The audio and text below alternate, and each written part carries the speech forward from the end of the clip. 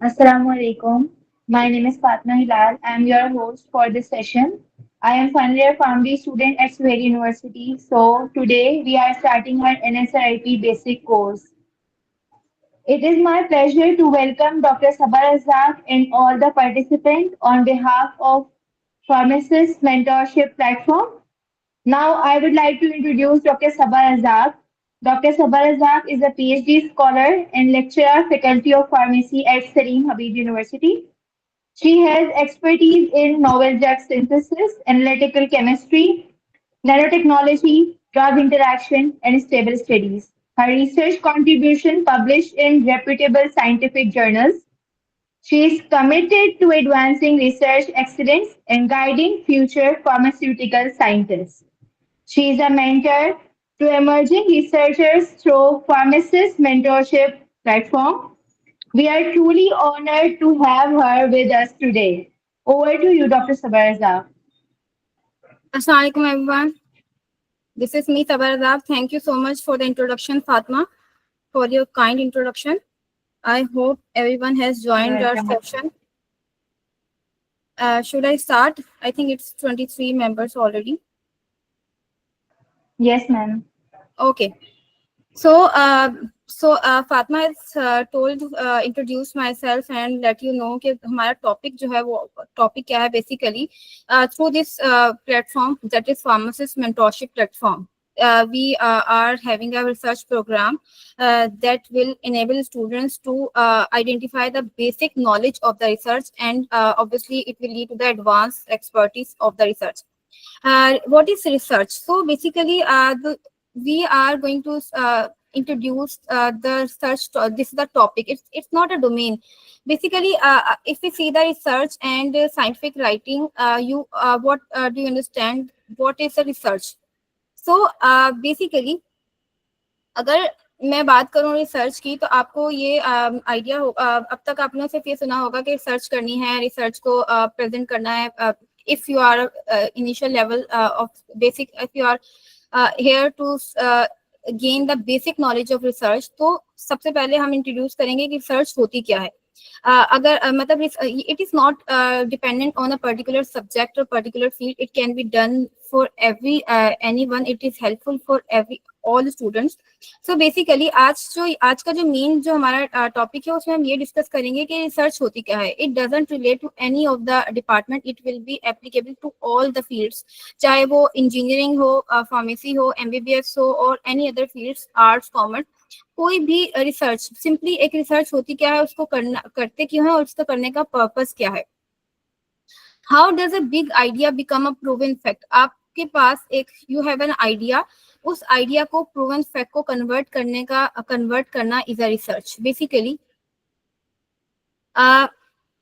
जो road map which will be followed today, that is quest for knowledge. सबसे पहले तो ये होता है कि हमें हमें नॉलेज चाहिए, गेन करनी है, या वी हैव अ क्वेश्चन. ठीक है, उस क्वेश्चन को रिसर्च में कैसे लेके जाना है और फिर उसको साइंस की लैंग्वेज में हम क्या कहेंगे एंड देन उसको स्ट्रक्चर कैसे करेंगे. आपने एक आइडिया लिया है, यू हैव एन आइडिया, उसको आपने उस पर काम किया है, वर्कअप किया है, लेकिन उसका कोई फायदा नहीं है अनलेस जब तक वो एक प्रूवन फैक्ट की तरफ ना जाए, तब तक वो आप दुनिया को ना बता दो. बेसिकली रिसर्च का जो main, in simple words, research terminology simply ये होती है कि आपने अपनी नॉलेज को, अपने आइडिया को दुनिया तक पहुंचाना है, वर्ल्ड तक उसको जो है ना एक्सप्लेन करना है. अब for example, if you are having a आपके पास एक रिसर्च आइडिया है, आपने उसको जो है ना प्रेजेंट करना है या उसको आगे फर्दर एक प्रूवन फैक्ट की तरफ लेके जाना है। अभी सिर्फ मैं बात कर रही हूँ प्रूवन फैक्ट की, कि आपने उस आइडिया को प्रूव कर दिया, प्रूव करके अपने पास ही रख लिया तो क्या फायदा। आपको एक आपके माइंड में एक क्वेश्चन आया है, आपके माइंड में एक बेसिक जो है ना कॉन्सेप्ट है आपका, बट आप चाह रहे हो कि मैं इस पे वर्कअप करूं। वो रिसर्च तब तक नहीं कहलाएगी जब तक आप उसको साइंटिफिक वे में ना करो।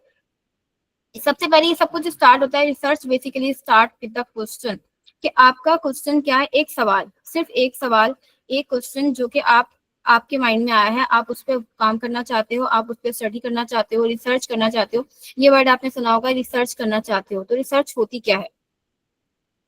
एक होता है ना, हमारे माइंड में एक क्वेश्चन आया है कि हमें उसको उसका आंसर चाहिए। फॉर एग्जांपल, अब आपको नहीं पता कि ये मैं एज अ फार्मासिस्ट एक मेडिकल स्टूडेंट के पर्सपेक्टिव से आपको ये बताना चाह रही हूँ। Like for example, if you have an idea, एक क्वेश्चन आया आपके माइंड में कि ऐसा नहीं तो वैसा, ऐसा ऐसा है तो ऐसा क्यों है, और अगर ऐसा है तो इस तरह से भी हो सकता है। Like you are thinking in another way, आप उसको किसी और तरह से प्रेजेंट करना चाह रहे हो और पर्सपेक्टिव से देख रहे हो, लेकिन वो पर्सपेक्टिव सिर्फ आप तक लिमिटेड है। अनलेस जब तक आप उस क्यूरियोसिटी को उस पर्टिकुलर एक क्वेश्चन को एक प्रॉपर आंसर के साथ सेटिस्फाई ना कर दो। It is very human to seek answers and satisfy our curiosity. So, as a human being, we have we are committed to satisfy uh, thoughts, questions के। मैं इस तरह से, लाइक फॉर एग्जांपल, अब इसको हम डिफरेंट वे में explain करेंगे। First of all, it starts with a question. Question क्या है? सबसे पहले what is research? Research is fundamentally the research for knowledge driven by human desire to seek answers and satisfy curiosity. आपको एक search for knowledge, हम इसको ये भी कह सकते हैं, बट इट डजंट मीन के search for knowledge in every perspective is a research.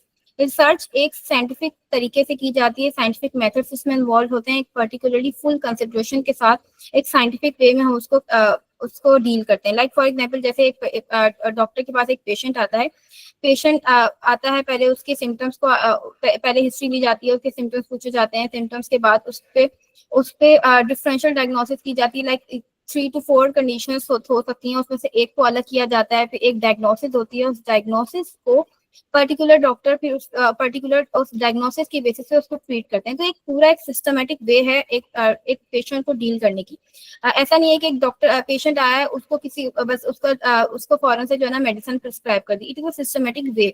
तो for a research purpose, for a systematic way में हम अगर एक चीज को कंसिडर करते हैं उसको केयरफुल कंसिडरेशंस के साथ, तो that is research. According to American sociologist, एक साइंटिस्ट है, that is Earl Robert Babbie. उसका मानना यह है कि सिस्टमेटिक इंक्वायरी, सिंपली आप एक चीज को आपने डिस्क्राइब किया, आपके माइंड में क्वेश्चन आया, आपने उसको एक्सप्लेन किया, उसको प्रिडिक्ट किया and control the observe phenomena. आपने उस पर्टिकुलर वे में अपनी राय दुनिया तक जो है ना पहुंचाई है इन अ सिस्टमेटिक वे और with in proven facts. Like for example, जैसे अभी सबको पता है कोरोना वायरस आया था, कोविड-19 2019 में, और जो कि ग्लोबल जो है डिसीज थी, जिसकी जो कि वायरल डिसीज थी, जिसका कोई भी ट्रीटमेंट नहीं था।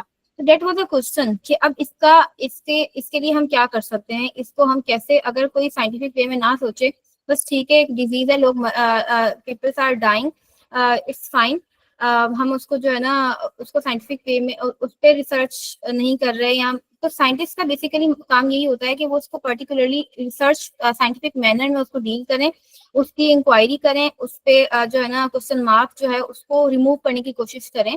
तो this is comes under the heading of research. Research करने के लिए, हाई क्वालिटी रिसर्च के लिए, बेसिकली ये आपको जो है ना, आज मैं जब मैं ये एक रिसर्च का एक्सप्लेन कर रही हूँ कि रिसर्च होती क्या है, तो उसमें हम लोगों को सबसे पहले रिसर्च के कुछ करेक्टरिस्टिक्स, कुछ उसकी पॉइंट्स आपको क्लियर होने चाहिए, ताकि फॉर फर्दर जो है आप उसको प्रैक्टिकल अप्रोच की तरफ लेके जा सकें। लाइक आज अगर हम ये डिस्कस करें कि रिसर्च क्या होती है, एक क्वेश्चन मार्क जो आपके माइंड में कि रिसर्च किस किस तरह से हो सकती है, तो in next lecture we will discuss कि व्हाट इज द मेथोडोलॉजी, आप किस तरह से उस रिसर्च को कर सकते हैं। आज आपने सिर्फ ये समझना है कि रिसर्च होती क्या है, उसके करेक्टरिस्टिक्स क्या है, उसको हम किस तरह से डील कर सकते हैं, ठीक है। So basically, systematic approach. I have already told that research follows a structured process guided by ethics and professional codes of conduct. Research जो है वो एक प्रॉपर वे में कंडक्ट की जाती है, एथिकल कंसिडरेशन के साथ, प्रोफेशनल कंडक्ट के साथ, रूल्स एंड लीगल लॉज होते हैं for the conducting of research. No one anybody can do it, but with the proper guided way में और प्रोफेशनल कोड ऑफ कंडक्ट को कंसिडर करके उसको हम रिसर्च को हम कर सकते हैं. If you are a student of first year, second year, final year, or if you have a graduate student, you can do research in any domain, but by considering few points. Logical reasoning, ठीक है, real time data.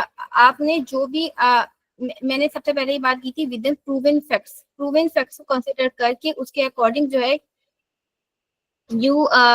आपकी research consider ही तब होती है जब वो एक तो इनोवेटिव आइडिया हो, इनोवेटिव ना भी हो बट वो ऐसा हो जो पहले ना हुआ हो. रिसर्च का सबसे मेन जो इन सिंपल वर्ड्स रिसर्च को सिंपली हम ये कह सकते हैं कि वो चीज जो पहले किसी को नहीं पता थी बट आपने बताई है, आपने उसको बताया है रियल टाइम डेटा के साथ, न्यू नॉलेज के साथ, इन डेप्थ एनालिसिस किए विद प्रॉपर फैक्ट्स के साथ, प्रॉपर फिगर्स के साथ, जो है ना आपने उसको एक्सप्लेन किया है. आपकी रिसर्च ऐसी भी हो सकती है जिसकी वजह से और ज्यादा क्वेश्चन जनरेट हो. Research sparks further inquiry. Like आप ऐसा नहीं है कि आपने काम किया है तो बस वहीं पे खत्म है. लाइक कोविड-19 का अभी तक कोविड-19 पे रिसर्च हो रही है. अब तक कोविड-19 को जो है ना साइंटिफिक सॉल्यूशंस में टॉप पे रखा जा रहा है, उस पर फर्दर वर्कअप किया जा रहा है. कभी भी एक क्वेश्चन खत्म नहीं होता, क्वेश्चन में से क्वेश्चन निकलता है. तो आपकी रिसर्च, एक अच्छी रिसर्च का जो मेन कैरेक्टरिस्टिक ये भी है कि वो इट हैव अ, उसमें इतनी पोटेंशियल हो कि it can generate new questions. Analytical error, जितना भी आपके पास अवेलेबल डेटा है आप उसको क्लियरली, अनएम्बिगुअसली आप उसको जो है ना प्रेजेंट करें और फुल एक्यूरेसी के साथ. हम रिसर्च करते क्यों हैं? Research serves multiple purposes both in academic and applied context. Like business में, I have already told, health care setups में, फार्मेसीज में, बिजनेस में, अकेडेमिया में, research have a multiple purpose. ऐसा नहीं है कि रिसर्च जो है ना सिर्फ इसलिए करते हैं कि हमें जो है ना अपना आपका अपने क्वेश्चन को सॉल्व करना है. रिसर्च ऐसा आप एक नई न्यू अपॉर्चुनिटीज को डील करने के लिए, न्यू पोटेंशियल आइडेंटिफाई करना, एक पर्टिकुलर, फॉर एग्जाम्पल कोविड-19 तो एक ऑलरेडी एक न्यू क्वेश्चन मार्क था जब वो आया था. उस पे जो है ना बहुत काम किया गया. वो एक वायरस से आइडेंटिफाई हुआ कि वो वायरस से हुआ है, तो that why it was called as antiviral disease. अब वायरल के ट्रीटमेंट के लिए एंटीवायरल मेडिकेशंस को डिस्कवर किया गया. फिर ये देखा गया कि वो आया क्यों है, उसमें क्या ऐसा पोटेंशियल था. आप ये रिसर्च ये भी हो सकती है. ऐसा नहीं है कि रिसर्च का मतलब है, like for example if a particular, आपसे बात कर रही हूँ, लाइक फॉर एग्जांपल आप एक रिसर्च करना चाह रहे हो बट आपने देखा है कि वो पहले भी हो चुकी है. ठीक है, एक टॉपिक है एंटीबायोटिक स्टीवरशिप प्रोग्राम, ले लेते हैं, एक सिंपल सा टॉपिक है. इस टॉपिक पे पहले भी काम हो चुका है बट आप क्या कर रहे हो, आप उस किए हुए काम में जो ऑलरेडी प्रपोज स्टडी है उस स्टडी में न्यू पोटेंशियल आइडेंटिफाई कर रहे हो, न्यू गैप्स आइडेंटिफाई कर रहे हो. ठीक है, पॉपुलेशन की और कस्टमर्स को अंडरस्टैंड करने की कोशिश करें कि वो क्या चाहते हैं, उनकी डिमांड्स के अकॉर्डिंग आप जो है ना अपना पर्सपेक्टिव दे रहे हो, न्यू स्ट्रेटजी सॉल्यूशंस के साथ और एक्सपांशन और पॉलिसीज डिसीजंस को सपोर्ट करते हुए कि आप पर्टिकुलरली रिसर्च को प्रपोज कर सकते हो. Number two, like here, this is the roadmap. This was the roadmap I was following in this today's lecture. The first of all was the quest for knowledge. कि आपके पास एक question है, आपके पास अपनी क्यूरियोसिटी को डील करने के लिए, अपने क्वेश्चन को सेटिस्फाई करने के लिए, you are having this knowledge, you are having a question. उस क्वेश्चन को आंसर करने के लिए आप उसको रिसर्च की तरफ लेके जा रहे हो. ठीक है, so now you have to identify this by navigating research, choosing the right path. आपने करना क्या है, क्वेश्चन आपके माइंड में आ गया कि आपके पास एक पर्टिकुलर क्वेश्चन है, आपने रिसर्च करनी है, तो आपने रिसर्च करने के लिए you have to choose the right path कि आपकी रिसर्च कौन से पाथ को फॉलो कर सकती है. So basically research purposes, research के जो है मेनली थ्री मेन कैटेगरीज है. रिसर्च को थ्री मेन कैटेगरीज में डिवाइड किया गया है. एक्सप्लोरेटरी रिसर्च, ठीक है, number 1. Number 2 is descriptive research, Number 3 is explanatory research, that is casual. Like for example, सबसे पहले मैं बात कर लेती हूँ एक्सप्लोरेटरी रिसर्च की. Fatima, am I audible? It's clear. मेरी स्क्रीन शो हो रही है अभी? Yes, ma'am. Yes, ma'am. All right. I was talking about exploratory research. Basically, आप जब एक रिसर्च कर रहे हो तो रिसर्च को 3 मेन कैटेगरीज में डिवाइड किया गया है कि आप कौन सी टाइप की रिसर्च करना चाह रहे हो, आप कौन सी तरह से, लाइक फॉर एग्जांपल अभी तक मुझे ये जानना है, I really want to know, थोड़ा सा ब्रेक लेके कि आप लोग कौन से ईयर के या कौन से बैच के स्टूडेंट्स हो, so I can it will be helpful for me. तो आप लोग क्या मुझे आंसर दे सकते हो आप माइक ऑन करके अपने? Fatima, Ma'am, mic I'm Tuba. I am final year student. from? Nazir Hussain University. Okay. Second. बेटा वन बाय वन सब अपने आप को इंट्रोड्यूस करवा दें please. Alishba Adil, final year student. All right. So I am expecting कि जो फाइनल ईयर के स्टूडेंट्स हैं उनको इतना आइडिया तो होगा कि रिसर्च होती क्या है. ठीक है. सो एक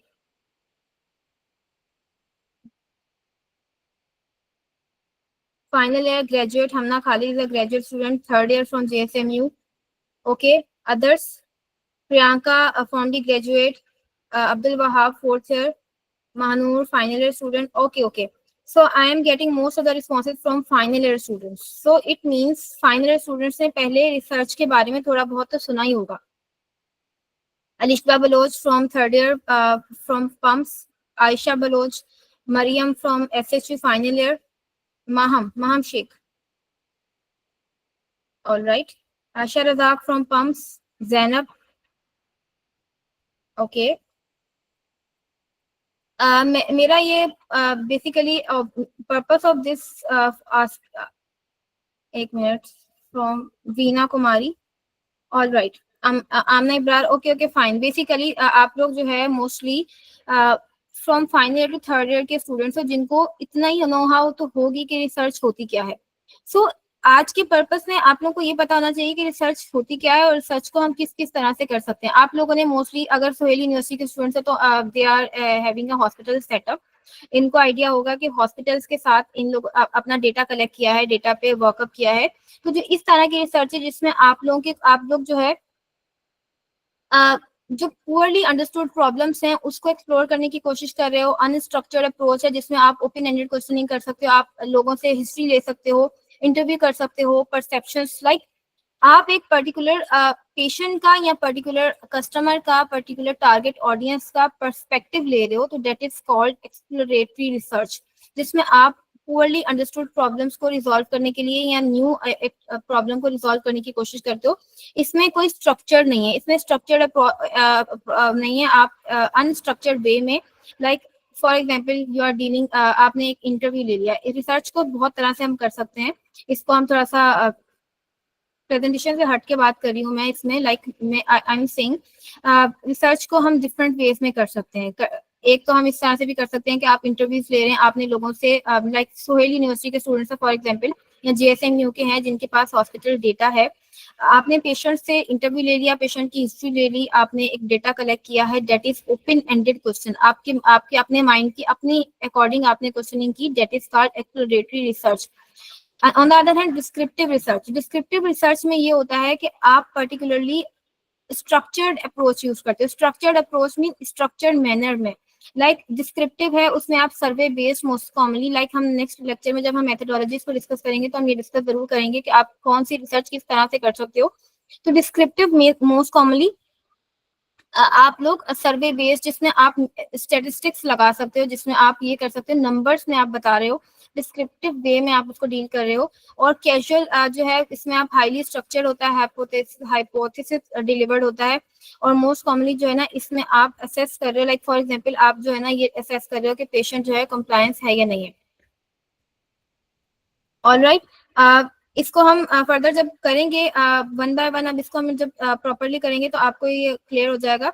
like for research to be valuable, आपने डेटा कलेक्ट कर लिया, पेशेंट से आपने हिस्ट्री ले ली, आपने एक पर्टिकुलर फॉर्म फिल करवा लिया, सर्वे बेस्ड स्टडी कर ली, तो आपने उस डेटा को, जो डेटा लिया है, that must be valid with a proper logical rigorous unbiased way में वो वैलिड होना चाहिए, एक्यूरेट होना चाहिए, ऑब्वियसली एरर फ्री, प्रिसाइज होना चाहिए, रिलायबल कंप्लीट इन्फॉर्मेशन आप प्रोवाइड करें और अप टू डेट। ऐसा नहीं है कि मैं आज रिसर्च प्रेजेंट करना चाह रही हूँ बट वो डेटा जो है वो मेरा 2010 का डेटा है, that is not up to date data. So I have, मतलब सर्च करने का मकसद ये होता है कि मैं आज या इन फ्यूचर अपनी जो है ना पॉपुलेशन को या को फायदा दे रही हूँ।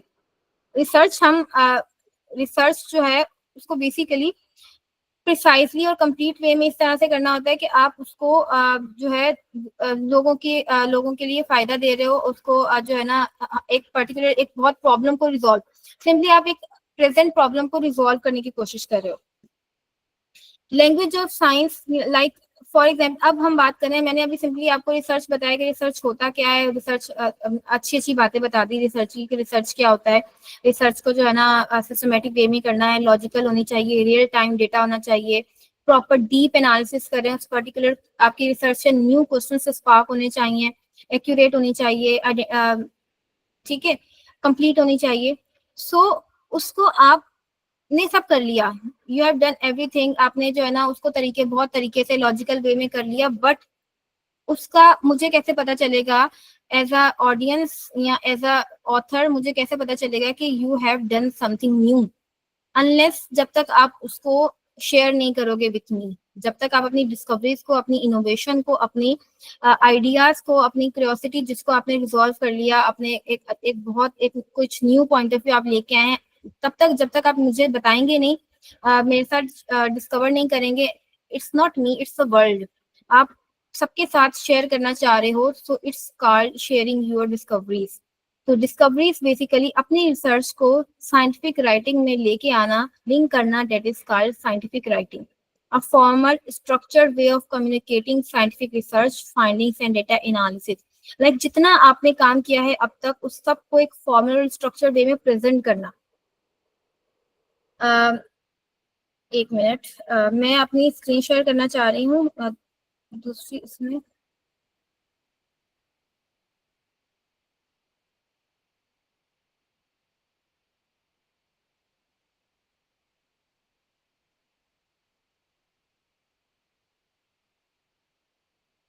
ऑलराइट, अब आपको मेरी सारी स्क्रीन नजर आ रही होगी। अब हम जा रहे हैं गूगल स्कॉलर। आप लोगों ने गूगल स्कॉलर के बारे में मोस्टली सुना होगा, फाइनल ईयर के स्टूडेंट्स हैं। सो गूगल स्कॉलर जिसे नहीं देखा उसको मैं बता दूं कि गूगल स्कॉलर एक प्लेटफॉर्म, एक वेबसाइट है, एक सर्च इंजन है जिसमें हम अब तक की जितनी साइंटिफिक स्टडीज हैं उन सबको जो है ना फाइंड आउट कर सकते हैं। इस तरह की विंडो इसकी नजर आती है। I hope you are all seeing my window. Fatima, Google Scholar नजर आ रहा है? Yes, ma'am. All right. बेटा, like I am searching about antibiotic resistance. Google scholar पे ये जो इतनी सारे आपके पास एंटीबायोटिक रेजिस्टेंस आ रहे हैं, जो सारी आपके पास सर्च इंजन में जो आपके पास आर्टिकल्स शो हो रहे हैं, basically these are the articles. चाहे वो आर्टिकल्स की भी डिफरेंट टाइप्स होती हैं, उसको हम डिस्कस करेंगे, but Google scholar is a platform जिसमें आपके जितने पब्लिश्ड आर्टिकल्स होते हैं, और भी बहुत सारे हैं, पबमेड है, डिफरेंट प्लेटफॉर्म है, लेकिन मोस्ट इम्पोर्टेंटली गूगल स्कॉलर, जिसमें इसके नाम से शो हो रहा है कि गूगल स्कॉलर, इसमें सारे जितना भी साइंटिफिक आर्टिकल्स होते हैं, साइंटिफिक राइटिंग जो होती है, वो सब जो है ना यहाँ पे प्रेजेंट होती है, लोगों का पब्लिश डेटा यहाँ पे प्रेजेंट होता है। मैंने एक टॉपिक सर्च किया, एंटीबायोटिक रेजिस्टेंस, ठीक है। अब फॉर एग्जाम्पल इस पर्टिकुलर टॉपिक में देर आर डिफरेंट टाइम के जो टॉपिक्स हैं, लाइक ये 2017 का डेटा है एंटीबायोटिक, ये काम, इट मीन्स कि ये काम 2017 में हुआ है, ये भी 2017 में हुआ है, ये 22 में, 1998 में, लाइक इन चैलेंजेस को 1998 में भी स्टडी किया गया है। अब आप लोगों का सवाल होगा, there are few students from first year as well, तो ये सवाल होगा कि मैम अगर एक टॉपिक एंटीबायोटिक रेजिस्टेंस 1998 में ऑलरेडी डिस्कस हो चुका है, तो why we are also discussing it in 2017। आपको अगर मैं यहाँ 2024 का डेटा दिखाऊं तो वो भी आपको मिलेगा एंटीबायोटिक रेजिस्टेंस पे। ग्लोबल क्राइसिस है, प्रॉब्लम सॉल्यूशंस, एंटीबायोटिक रेजिस्टेंस। मतलब ऐसा नहीं है कि आप इस पर्टिकुलर टॉपिक को दोबारा से कभी डिस्कस नहीं कर सकते। ये एक already antibiotic resistance is a problem, ठीक है, एक एक एक मेन प्रॉब्लम है। उसको डील करने के लिए we can have a different perspective, different problem. एक अगर एक 1998 में वो स्टडी हुई थी, तो it can be also done in 2025 और 26 में भी कर सकते हैं, और चलती रहेगी। क्योंकि मैंने अभी बताया कि रिसर्च ऐसी होती है जिससे आप न्यू क्वेश्चंस आपके पास आते हैं। एक particular, like for example if I am talking about for example तुबा है, Tuba and Fatma, these are the students. They have done a study on a particular topic like antibiotic resistance. पे इन्होंने काम किया है। उन्होंने अपनी तरफ से पूरी प्रॉपर स्टडी, उसका एनालिटिकल साइंटिफिक राइटिंग में उसको प्रेजेंट करके पूरी दुनिया को बता दिया है कि मेरे ये रिजल्ट्स आए थे और ये ऐसा नहीं ऐसा होता है। लाइक ये एंटीबायोटिक से रेजिस्टेंस होता है, इस एंटीबायोटिक से रेजिस्टेंस डेवलप नहीं होता, इतने टाइम के लिए होता है, या पर्टिकुलर ऑर्गेनिज्म पे ये रेजिस्टेंस डेवलप होता है।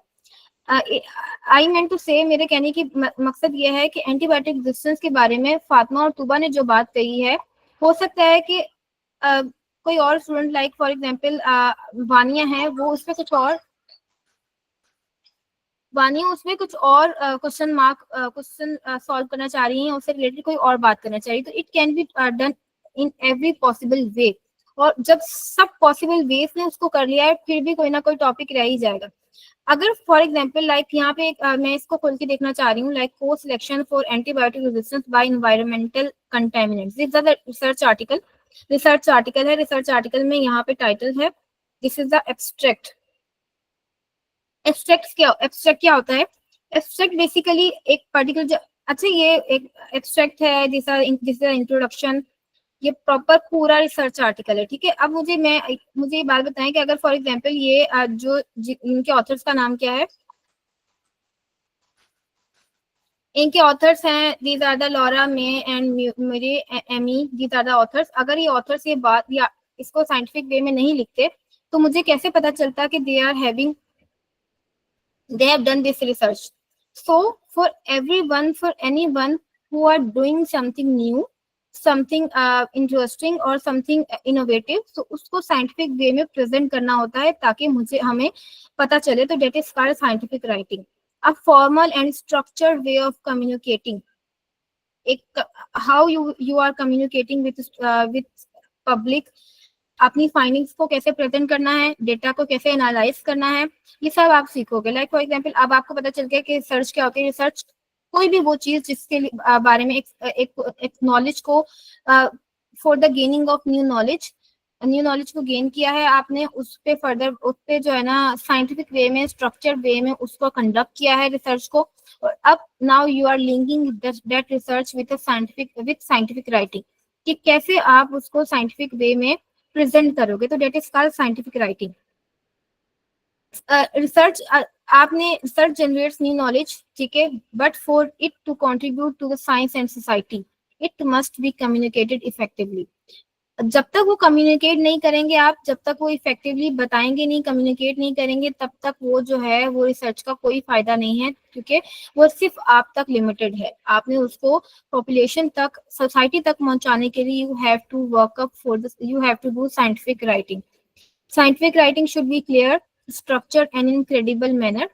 साइंटिफिक राइटिंग का जो मेन पर्पस होता है वो ये होता है कि आप अपनी डिस्कवरीज को साइंटिफिक कम्युनिटी के साथ शेयर करें। अब obviously that it will B not for the all of the communities, ये आप जो साइंटिफिक राइटिंग साइंटिफिक कम्युनिटी के लिए ही होती है।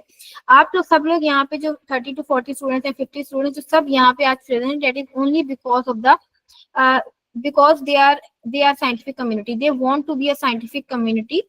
आप साइंटिस्ट बनना चाहते हो और आप साइंटिफिक कम्युनिटी को कंट्रीब्यूट करना चाहते हो in a structured and in incredible way. Build new knowledge build करनी या एग्जिस्टिंग नॉलेज को और ज्यादा जो है ना इम्प्रूव करना। ओके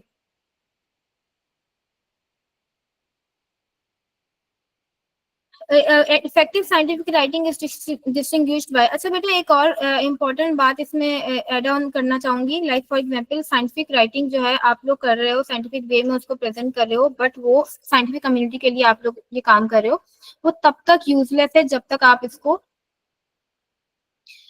इसको प्रॉपर कम्युनिकेट नहीं करोगे। अब कम्युनिकेट करने का भी एक तरीका है, एक वे है, उसको पब्लिश करवाना। आपने अपना एक काम करके अपने पास ही रख लिया है तो that is not useful obviously.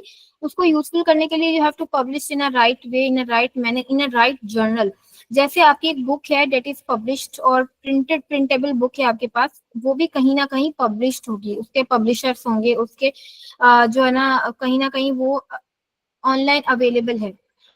आप अगर कोई रिसर्च कर रहे हो, उसको किसी प्रॉपर रेप्यूटेबल रिकॉग्नाइज्ड जर्नल्स में आप उसको अपने काम को पब्लिश करवा रहे हो, वहां पे एक्सेप्ट होता है ऑब्वियसली। अगर आपका काम ऑथेंटिक है, स्ट्रक्चर्ड वे में किया है, साइंटिफिक वे में किया है, उसको प्रेजेंट किया है, तो obviously they will accept your data ना। आपको कुछ प्रूव करने की जरूरत नहीं है। सब कुछ जो भी आपने फैक्ट, जो भी आपका प्रूवन फैक्ट है, that will be visible on your in your scientific writing, कि आपने लिखा कैसे है, आपने उसको प्रेजेंट कैसे किया है। बहुत अच्छी अच्छी रिसर्च करते हैं, बहुत अच्छा डेटा कलेक्ट करते हैं। एज अ स्टूडेंट मैंने भी किया है, आप लोग भी करते हो।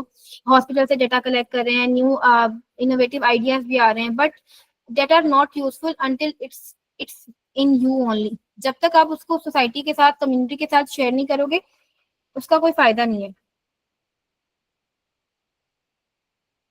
अब बात करते हैं, आपने जो इतनी स्टोरीज जो है आपने की, उसको स्ट्रक्चर कैसे करते हैं। How to structure a scientific research paper.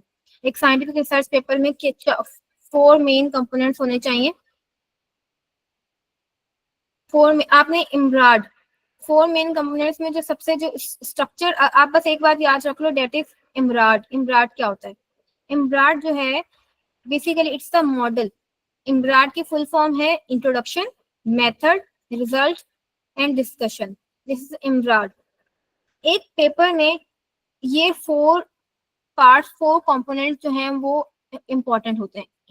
एक आप पेपर को प्रेजेंट करने के लिए, कोई भी रिसर्च कम्युनिकेशन है, चाहे वो किसी भी टाइप की हो, किसी भी टाइप की, और उसको प्रेजेंट करने के लिए these are the main component model. आपको 4 चीजें उसमें डालनी है, उसमें प्रेजेंट करनी है। सबसे पहले इंट्रोडक्शन, कि आपका क्वेश्चन क्या था, background of the study. Like for example, vomiting के लिए I have developed a new medicine, domperidone. डोलियम का नाम सुना होगा, मोटिलियम का नाम सुना होगा आप लोगों ने। That is a anti emetic drug, like vomiting के लिए दी जाती है, नोजिया और वॉमिटिंग के लिए।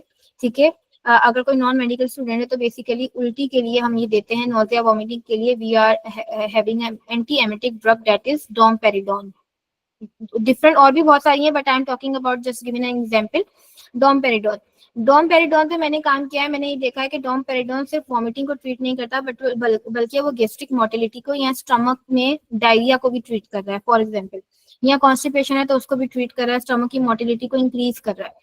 तो एक यूज तो ऑलरेडी उसका था, लाइक उसका एक यूज था कि वो वॉमिटिंग के लिए दी जाती है, बट मैंने ये ऑब्जर्व करना था कि क्या मैं इसी मेडिकेशन को, वॉमिटिंग के लिए अगर ट्रीट हो रही है, क्या इसी मेडिकेशन को डायरिया या कॉन्स्टिपेशन के लिए दे सकती हूँ। मैंने उस पर काम किया, उस पर रिसर्च की। ये एक मेरा क्वेश्चन था, ये सिर्फ एक क्वेश्चन था कि मैं ये चाहती हूँ कि मैं डोमपेरिडोन को गैस्ट्रिक मोटिलिटी में उसके इफेक्ट देखूं।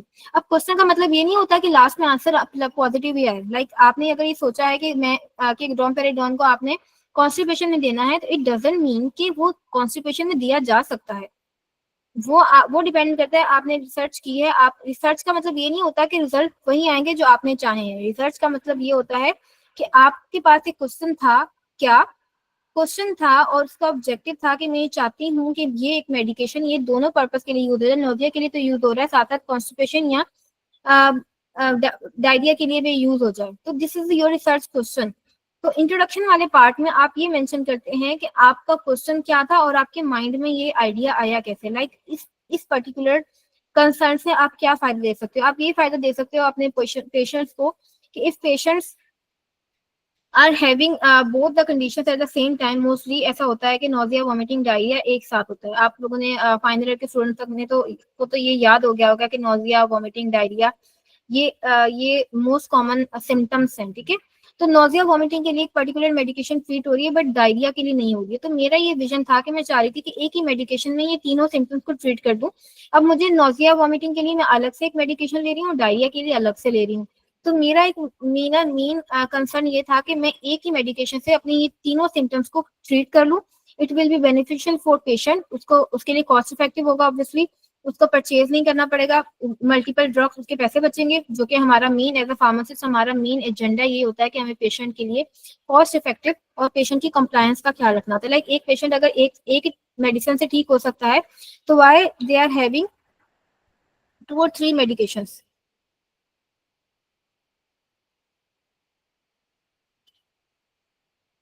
ऑल राइट, तो जो है एक तो ये वाली बात हो गई।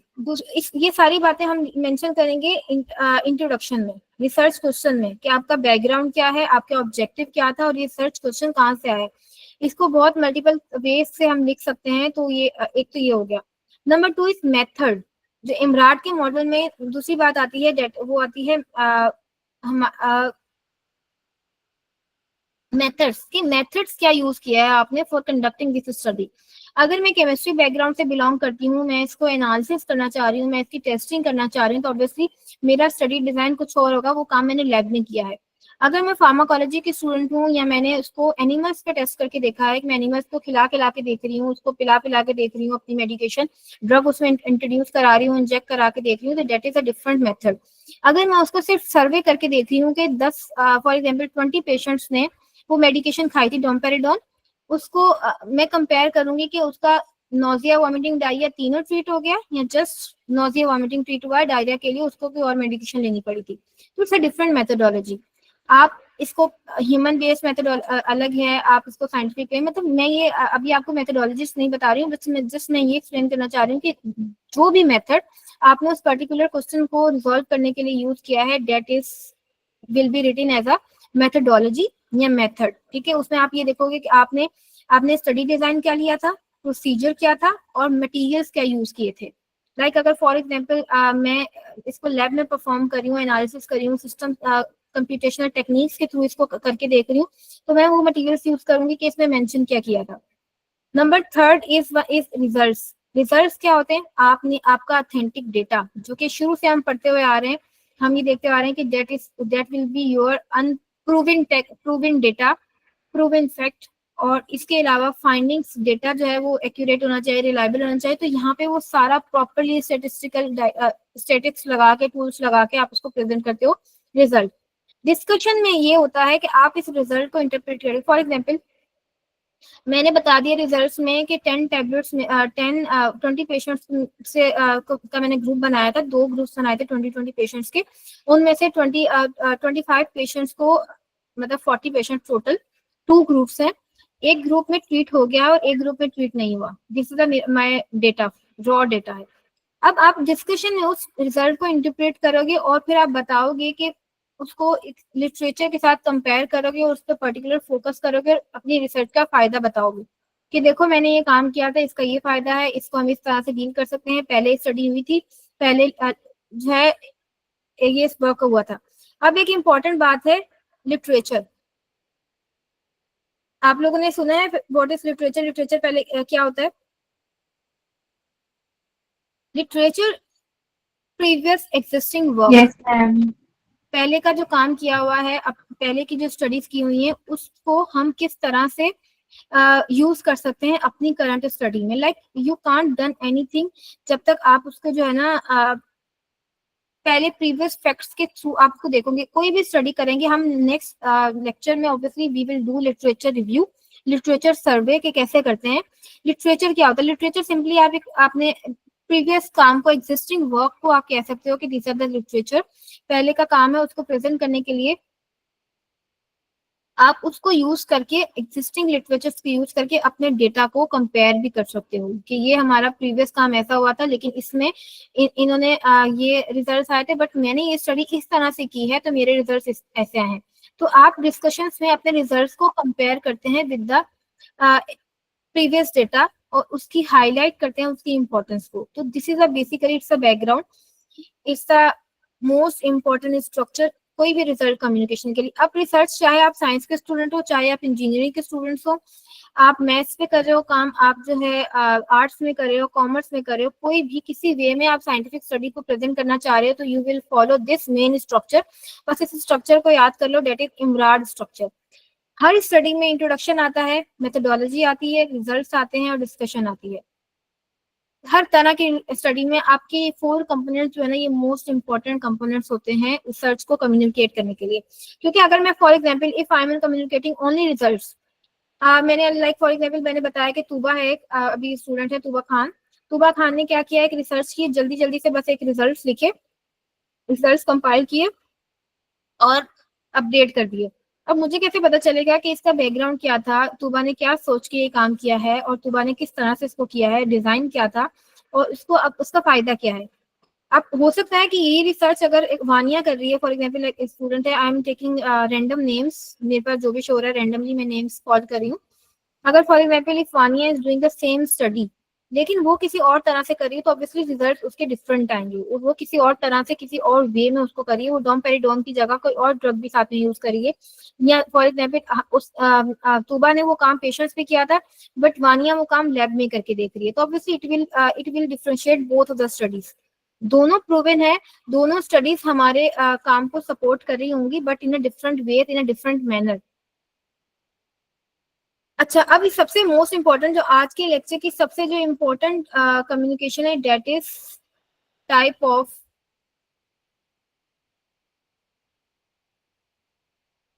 Scientific writing. साइंटिफिक राइटिंग भी डिफरेंट टाइप्स की होती है। मैंने बताया कि एक मेन स्ट्रक्चर है डेट इज इमराट। इमराट को you are following I am methodology, results and discussion। This is my main factor. Obviously इतना बुरे तरीके से ये प्रेजेंट हो रहा है, क्यों हो रहा है ऐसे?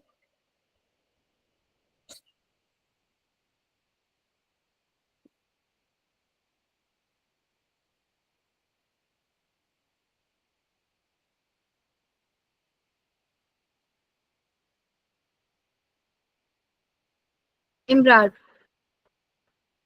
now I'm talking about different types in the depend on the audience and purpose, कि आपका पर्पस क्या था, आपकी ऑडियंस क्या थी और आपने किस तरह से काम किया है।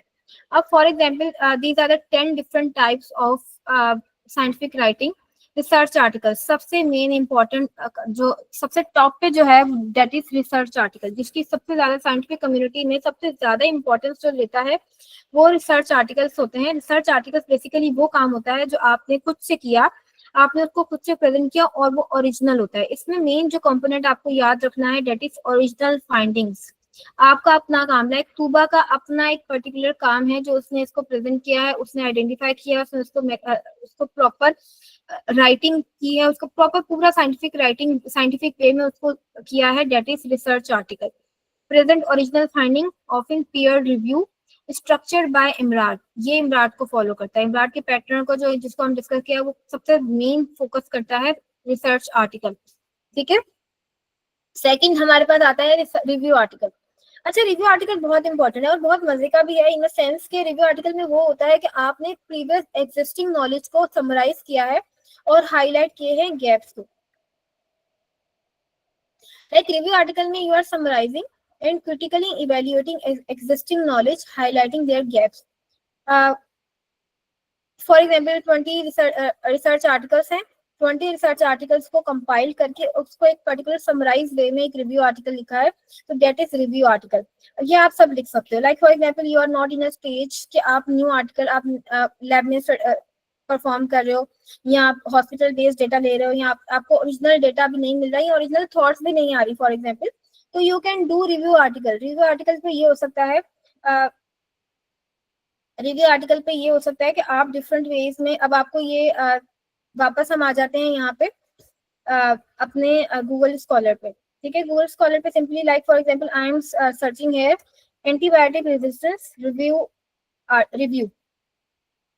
ठीक है, रिव्यू आर्टिकल, रिव्यूज का मतलब ये होता है, रिव्यू आर्टिकल्स का मतलब कि आपने उस ये जितनी 10 स्टडीज हुई थी लिटरेचर सर्वे की एंटीबायोटिक रेजिस्टेंस की, उन सबको कंपाइल करके उन सबकी एक फाइंडिंग बना के उनको एक साथ प्रेजेंट किया है।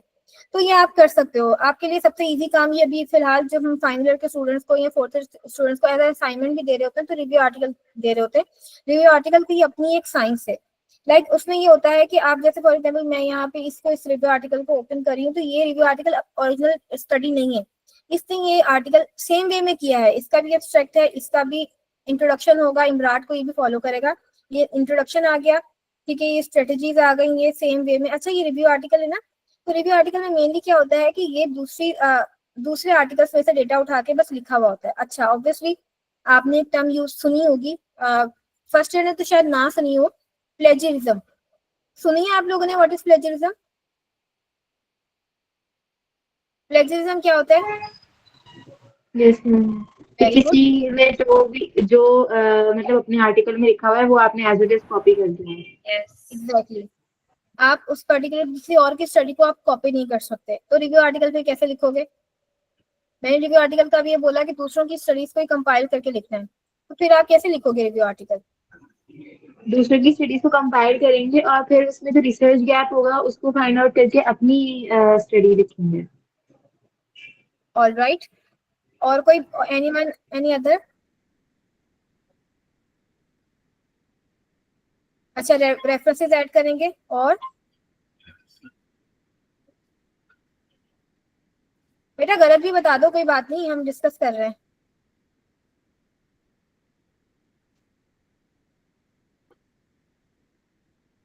ओके, प्लेजरिज्म में बेसिकली हम ये करते हैं कि हम उसमें जो है ना, आपने फादना ने बिल्कुल सही कहा कि आपने डिफरेंट स्टडीज को लिया है, उसको रिजल्ट्स को लिया है, रिजल्ट्स को देखा है, ऑब्जर्व किया है या पढ़ा है, उनके रिजल्ट्स को आइडेंटिफाई किया है, गैप्स को, और फिर उसको अपने तरीके से पूरा मेंशन करते हो और साथ में आगे मेंशन करते हो उनके रेफरेंसेस। लाइक एक स्टूडेंट ने आंसर दिया, रेफरेंस ऑब्वियसली, अगर जैसे आप फॉर एग्जांपल यूट्यूब पे, if you are a YouTuber और एनी सोशल मीडिया पर्सन, आप अगर किसी और की वीडियो को यूज करते हो तो कॉपीराइट क्लेम आ जाता है। लाइक ये किसी और का काम था, सिंपली हम किसी और के काम को यूज करेंगे तो कॉपीराइट क्लेम में आएंगे। तो इस वजह से same goes for the scientific community, if you are using some work of another person, किसी और ऑथर का आप काम यूज कर रहे हो तो आपने ऑब्वियसली उसको क्रेडिट तो देना है। इसको हम कहते हैं साइटेशंस, कि आपने उसके काम को साइट किया है। ये कुछ फर्स्ट ईयर स्टूडेंट्स के लिए न्यू होगा कि साइटेशंस क्या होती है, रेफरेंस क्या होता है। बेटा अगर ये बात, फॉर एग्जांपल ये एक रिव्यू आर्टिकल मैंने खोला हुआ है, एंटीबायोटिक, अब ऐसे एब्स्ट्रैक्ट में कोई रेफरेंस नहीं होता है, इसको हम बाद में देखेंगे, लेकिन पहले हम बात करते हैं एक बात की कि इसने मेंशन किया है, in the early 20th century antibiotic resistance dissemination reduced the therapeutic efficiency of antibiotics and received attention as emerging aquatic pollutants। इसने ये बात की है कि एंटीबायोटिक रेजिस्टेंस जो है ना, उसने थेरेप्यूटिक एफिशिएंसी एंटीबायोटिक्स की कम की है। लाइक फॉर, तो मुझे बताओ इस बंदे को कैसे पता चलेगा कि ये ऐसा हुआ है? इसने आगे मेंशन कर दिया कि इसने इस स्टडी में से ये डेटा लिया है और 2 से लिया है, तो ये कि उसको इन दोनों ऑथर्स की स्टडी से ये बात पता चली है कि एंटीबायोटिक्स का अब रेजिस्टेंस बढ़ गया है। ठीक है, तो आपने अपने तरीके से लिखा है, you have written in their own way, लेकिन आप उसको ऑथर्स के आपने उसको साइट कर दिया है कि आपने ये बता दिया है कि ये काम, ये मैंने खुद से नहीं कहा, ये इस पर्टिकुलर स्टडी में मेंशन्ड है। अच्छा, साइंटिफिक कम्युनिटी की सबसे एक इम्पोर्टेंट बात ये होती है, अच्छी बात ये होती है, प्लस साइड, पॉजिटिव साइड, कि उसमें जो है ना मेंशन, उसमें ये मेंशन कर देते हैं कि जो है ना, जो भी काम अभी साइंटिफिक गूगल साइंटिफिक वेबसाइट्स पे, लाइक गूगल स्कॉलर पे वो मेंशन है, वो ऑथेंटिक ही होगा। ठीक है, अब ऑथेंटिसिटी हम चेक कर लेते हैं कि उसका पब्लिशर कौन है, या वो कितने डिफरेंट लेवल्स ऑफ इम्पैक्ट्स होते हैं, कि जो बहुत एक पॉजिटिव अच्छे इम्पैक्ट में है तो वो बहुत अच्छा जर्नल होगा, उसका काम बहुत ज्यादा ऑथेंटिक होगा। तो यहाँ पे आप मेंशन कर देते हो कि ये काम इस पर्टिकुलर ऑथर ने लिया है, तो इसको हम कहते हैं साइटेशंस और रेफरेंसेस। अगर आप लोगों के पास, यहाँ पे मैं ऐड करना चाहूंगी, अगर आप लोगों के पास रेफरेंसिंग सॉफ्टवेयर है एंड नोट, तो आप लोग उसको डाउनलोड कर लीजिएगा। कल हम साइटेशन भी करना सीखेंगे। लाइक मैं आप लोगों को ये भी बताऊंगी कि आप एक पर्टिकुलर सेंटेंस में, अगर आप पर्टिकुलर पैराग्राफ में आप साइटेशंस कैसे कर सकते हो, कल मैं थोड़ा सा इसका भी बताऊंगी आप लोगों को, ताकि आपको ये आइडिया हो जाए कि साइटेशंस कैसे करते हैं। आपने किसी और दूसरे पर्सन के काम को, दूसरे ऑथर के काम को अपनी स्टडी में कैसे प्लेस करना है। Okay, now come back to our main topic, that was review article. Review article में समराइज कर रहे हैं, क्रिटिकली इवेल्युएट कर रहे हैं एक्सिस्टिंग नॉलेज को और गैप्स को हाईलाइट कर रहे हैं। ठीक है, मैंने देखा कि 10 स्टडी ने ये बात बोली हुई है और इन सबका पर्पस ये था, और इसमें ये वाला गैप है, इस पे हम काम कर सकते हैं। आप एज ए स्टूडेंट काम नहीं कर सकते अगर आप न्यू काम नहीं कर सकते, but you can do this अगर आप ये कोर्स के बाद आपका मेन पर्पस कोर्स में इनरोल होने का ये होगा कि at the end of the course enrolment you आप इंडिपेंडेंटली रिसर्च पे काम कर सको। तो obviously you can do this, but initial level पे you can work on review articles. Writing review articles में बहुत स्ट्रांग हो जाती है आपकी, आपको साइटेशंस करना आ जाता है, आपको ये करना आ जाता है कि कैसे आप एक पर्टिकुलर काम को प्रेजेंट कर रहे हो। ऑल राइट, दूसरा है conference proceeding. Number third type is conference proceeding. Conference proceedings क्या होती है? Abdul Wahab Siddiqui have a question, please Abdul Wahab, you can ask और यू कैन टेक्स्ट। अस्सलाम वालेकुम। वालेकुम सलाम।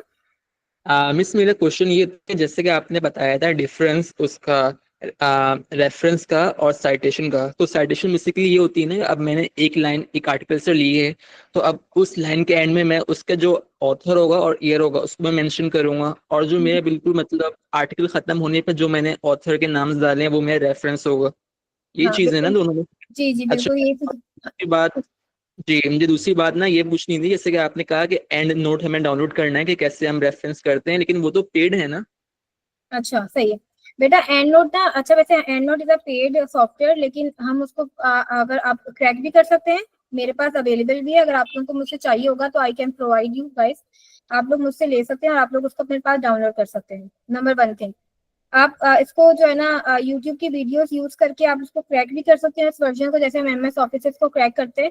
मेरे पास है परचेज वर्जन है एंड नोट का, आई कैन गिव यू, और मैं यहाँ पे प्रोवाइड कर दूंगी, पीएमपी सब में ये सर्कुलेट कर देगा। दूसरी बात ये कि साइटेशंस और रेफरेंसेस का डिफरेंस बिल्कुल यही है। साइटेशंस मतलब देखो, एंड नोट जब आप कोई भी, मैं एक एंड नोट सॉफ्टवेयर है जो कि मोस्ट कॉमनली यही यूज किया जाता है। जब आप इस सॉफ्टवेयर यूज कर रहे हो और आप जब साइटेशन कर रहे हो या रेफरेंसिंग कर रहे हो, तो रेफरेंसिंग में ये होता है कि आपने पर्टिकुलरली जो with in the text show हो रहा है, लाइक यहाँ पे एक रिव्यू आर्टिकल आपको दिख रहा था, ये जो टेक्स्ट के अंदर आपको ये दिख रहा है ना, ये वाली चीज, this is citation. Citation normally होता है विद इन द टेक्स्ट, और रेफरेंसिंग अब जब आप लास्ट में इस आर्टिकल के बिल्कुल लास्ट में मैं जाती हूँ, तो लास्ट में जो ये चीजें हैं रेफरेंसिंग है, दीज आर द रेफरेंसेस कि, और ये लास्ट में अगर आप सॉफ्टवेयर से यूज करते हैं तो लास्ट में ऑटोमेटिकली खुद ही से आ जाते हैं, आपको अलग से यहाँ पे मेंशन करने की जरूरत नहीं होती। ये बहुत स्ट्रक्चर्ड वे में खुद ही आ जाता है कि पहला ये वाला आर्टिकल था, ये आर्टिकल, ये रेफरेंस है हमारे पास, ये रेफरेंस 21 का है, ठीक है। अब ये रेफरेंस आप देखोगे ना, ये पहला रेफरेंस है, तो यहाँ पे फर्स्ट में ये प्रेजेंट होगा, फर्स्ट में जाओगे बिल्कुल स्टार्ट में, तो ये वाला रेफरेंस यहीं पे प्रेजेंट होगा। ये देखो 21 वाला रेफरेंस यहाँ पे प्रेजेंट होगा, ठीक है। तो दिस इज बेसिकली ये साइटेशंस है। साइटेशंस जो है वो ये साइटेशंस है, और इसी साइटेशन का जो रेफरेंस है वो लास्ट में प्रेजेंट होता है। ओके, अब्दुल वहाब का क्वेश्चन क्लियर हो गया। उसके बाद हम वापस आते हैं थर्ड टाइप पे, conference proceeding. Conference proceeding is a different type of research writing. Basically इसमें कुछ भी नहीं होता, ये बहुत एक इंटरेस्टिंग बात ही होती है कि आपने अपना एक काम किया है, like for example Abdul Wahab की बात कर लेते हैं, इन्होंने अपना एक काम किया है, रिसर्च की है, और इन्होंने जाके उसको डिफरेंट कॉन्फ्रेंस में प्रेजेंट किया है, अपने काम को प्रेजेंट किया है, और उस काम के लिए अपना पेपर दिया है, वहां पे अपने अपनी प्रेजेंटेशन दी है, तो that is called conference proceeding. वो भी उस पर्टिकुलर कॉन्फ्रेंस के नाम से पब्लिश हो जाता है। तो ये भी एक इंपॉर्टेंट साइंटिफिक कम्युनिटी की में इसकी भी बहुत इंपॉर्टेंट कंसिडरेशन होती है कि साइंटिफिक प्रोसीडिंग्स है। थीसिस और dissertations, thesis writing, thesis basically academic research projects को कहा जाता है, फाइनल ईयर प्रोजेक्ट से भी होता है, और डिग्रीज को अवेल करने के लिए कॉम्प्रिहेंसिव रिसर्च प्रोजेक्ट्स को हम थीसिस कहते हैं। मोस्टली फाइनल ईयर स्टूडेंट्स को तो नहीं लिखनी पड़ती है, अंडरग्रेड्स को।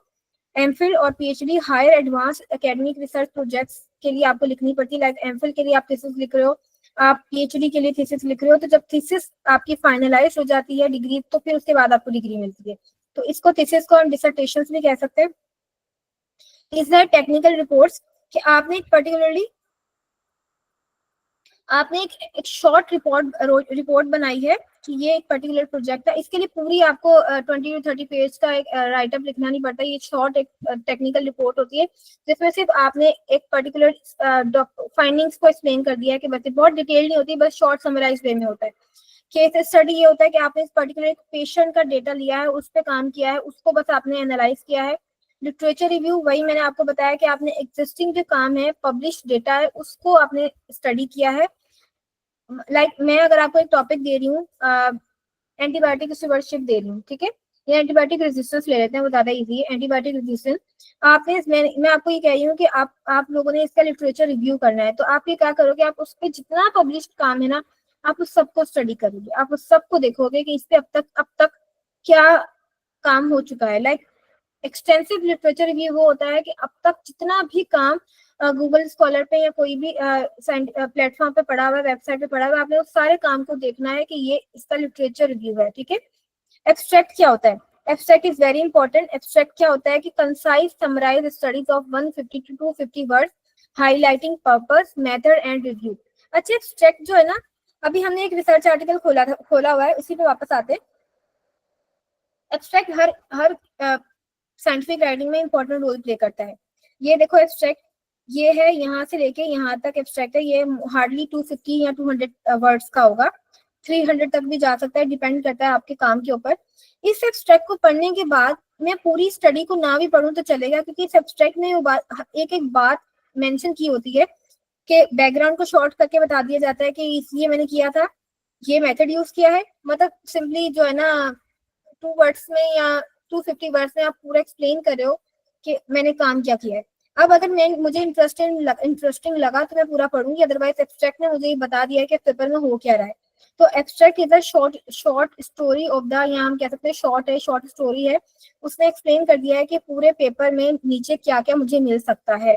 तो अगर मैं चाहूँ तो इसको पढ़ सकती हूँ नीचे वाले पूरे पेपर को, अदरवाइज मैं एब्स्ट्रैक्ट पढ़ के मुझे आइडिया हो जाएगा कि ये पेपर मेरे काम का है या नहीं है, इट्स यूजफुल फॉर मी और नॉट फॉर माय टॉपिक, मेरे डोमेन के लिए। जैसे आप लिटरेचर रिव्यू की मैं बात कर रही हूँ कि आपको लिटरेचर रिव्यू करना है 20 पेपर्स का, आप उन 20 पेपर का सिर्फ एब्स्ट्रैक्ट पढ़ के आपको आइडिया हो जाएगा कि इन पेपर्स में क्या हो रहा है।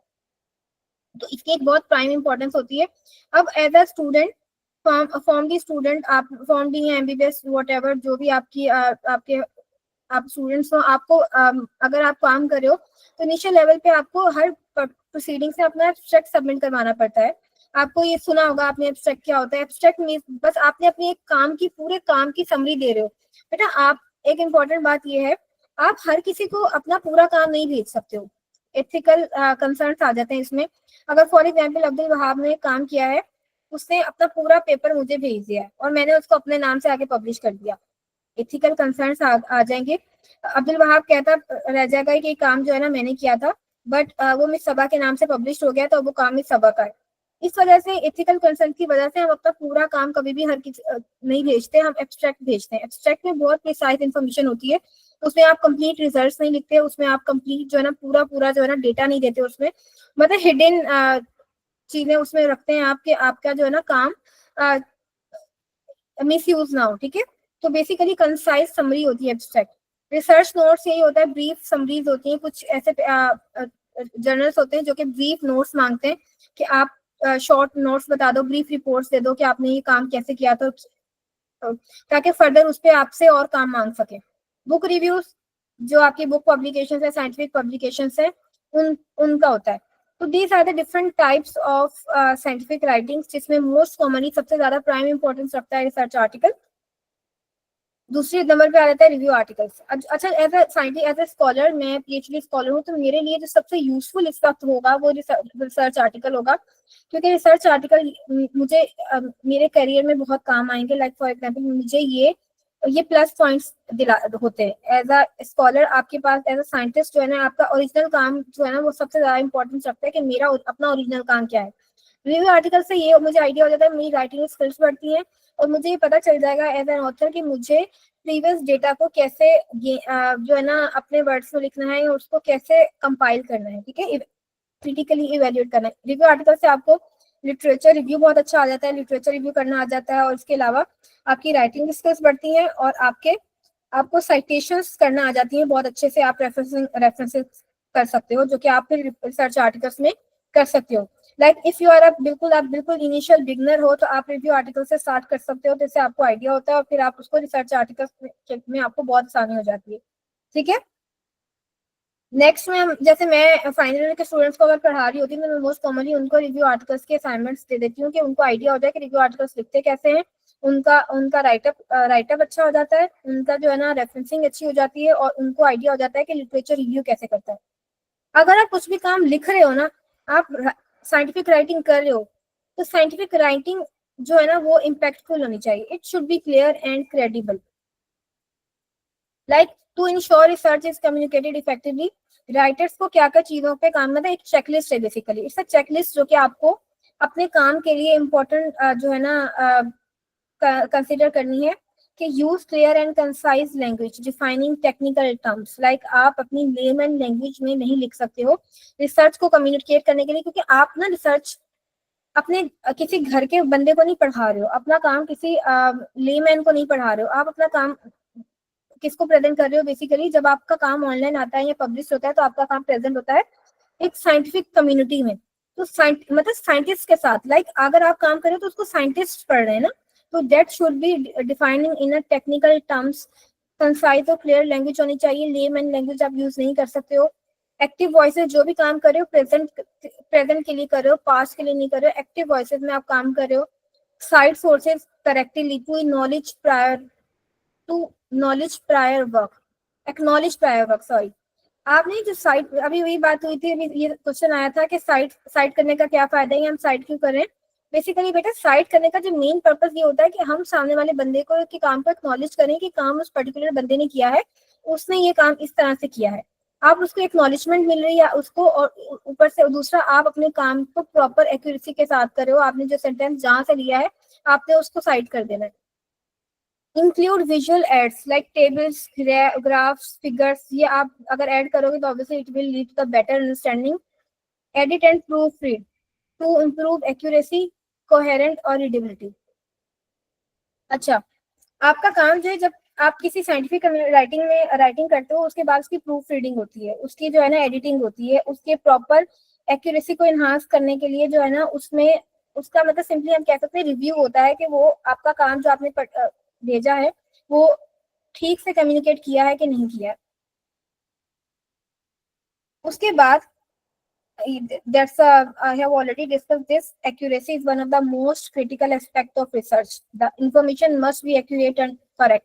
आपने जो यहाँ पे साइट किया है, फॉर एग्जाम्पल काम आपने लिया है इसको तुबा के काम से, बट आपने साइट कर दिया कि ये मैंने अब्दुल वहाब के काम से लिया है, तो डेट इज इनकरेक्ट साइटेशन। आपको साइट प्रॉपर करना है, एक्यूरेसी देनी है काम में, ताकि अगर कोई इसको क्लेम करना चाहे। अच्छा, इसमें इम्पोर्टेंट बात ये भी होती है कि आपका काम कभी भी क्लेम हो सकता है, ठीक है। ऑब्वियसली साइंटिफिक कम्युनिटी में इस बात का ख्याल रखना पड़ता है कि आप कोई भी काम कर रहे हो, कोई भी आप रिसर्च कर रहे हो, तो that should be authentic with proof. आपके पास प्रूफ होना चाहिए कि आपने काम किया है, तो इसकी ऑथेंटिसिटी क्या है। ऑलराइट, आप कोई भी काम इस तरह से नहीं कर सकते हो कि आपने जस्ट उसको जो है ना करके बस आपका मेन पर्पस है कि मुझे रिसर्च करनी है, मैंने इसको प्रेजेंट करना है। If you want to be a scientist or a good researcher, तो आपको एक्यूरेसी का ख्याल रखना है। you have to be very careful and consideration कि आपने जो काम किया है आपके पास उसका ऑथेंटिक प्रूफ होना चाहिए, आपके पास डेटा होना चाहिए कंपाइल्ड, और वो आप ताकि in the time of publication आप उस डेटा को प्रेजेंट कर सकें। डिफरेंट टाइप्स के रिसर्च होती हैं, डिफरेंट टाइप वेज होती हैं रिसर्च करने के, उसको प्रेजेंट करने के डिफरेंट वेज होते हैं। उस सब के लिए ethical considerations important role play करती है। ओके, यहाँ पे मैं बात करी थी रिव्यू आर्टिकल की।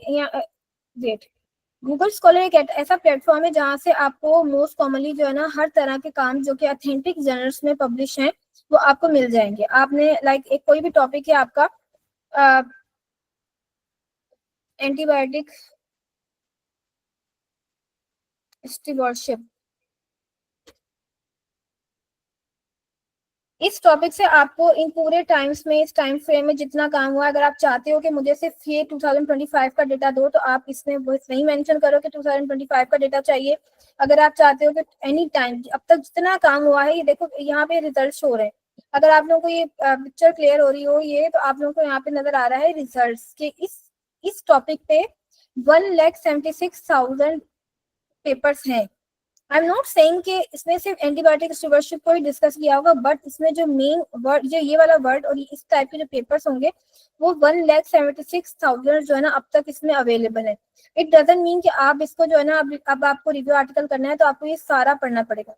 रिव्यू आर्टिकल में आप अपने स्टडी को लिमिट कर सकते हो कि आपने किस पर्टिकुलर ईयर ड्यूरेशन का काम जो है ना उठाना है। लाइक फॉर एग्जाम्पल मैं चाह रही हूँ कि मैं लास्ट 5 ईयर्स का डेटा जो है ना वो यूज करूँ फॉर अ रिव्यू।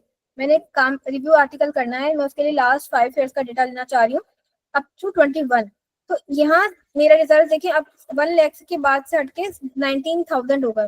तो 2021 से अब तक 19,000 पेपर इस पर्टिकुलर टॉपिक पे आ चुके हैं। तो अब आप क्या नया करोगे, ये सवाल होगा ना।